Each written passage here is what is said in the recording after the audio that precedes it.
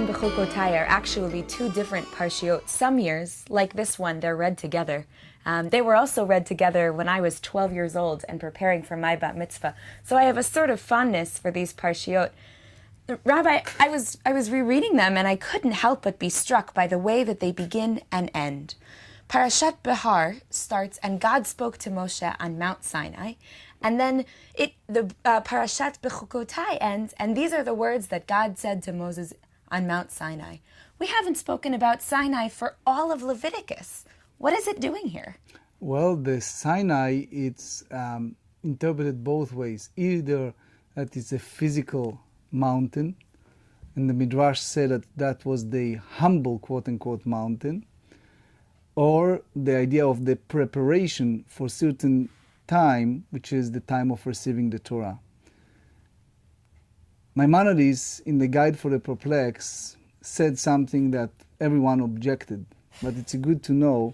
He said that the receiving of Torah was more a state of mind than a physical being on a mountain. Everyone else disagree with him. But the point is, Behar, it's like state of mind that reach a time. You have certain part of preparation, Leviticus, and then you reach a time that they are ready.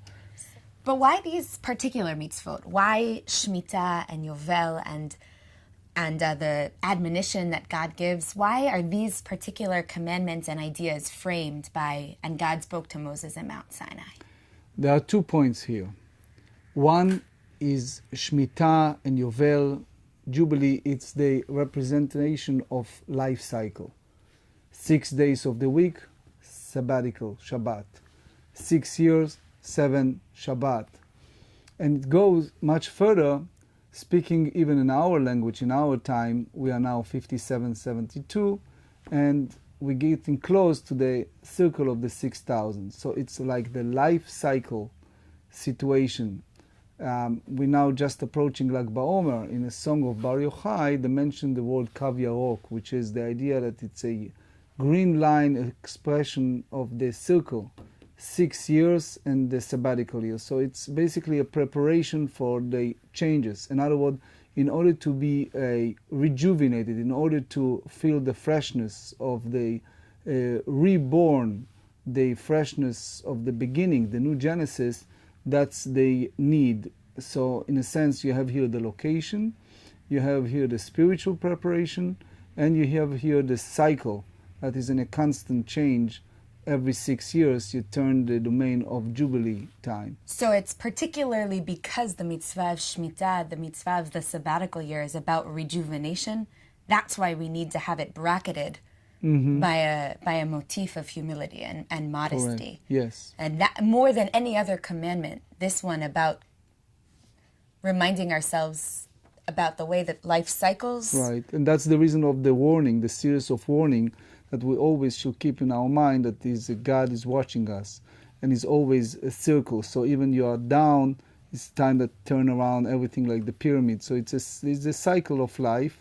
And the admonition, it's part of the realization that we are not immortal and things change constantly.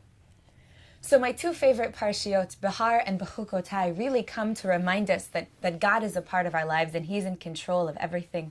He admonishes us when we do wrong. He gives us a life cycle, 6 to work and 1 to rejuvenate, 6 years to work the land and 1 to rejuvenate. And these ideas are bracketed by a reminder that God spoke to Moses on Mount Sinai, the humblest little mountain, to remind us that it is our attitude that matters too, and not just what we do with our lives.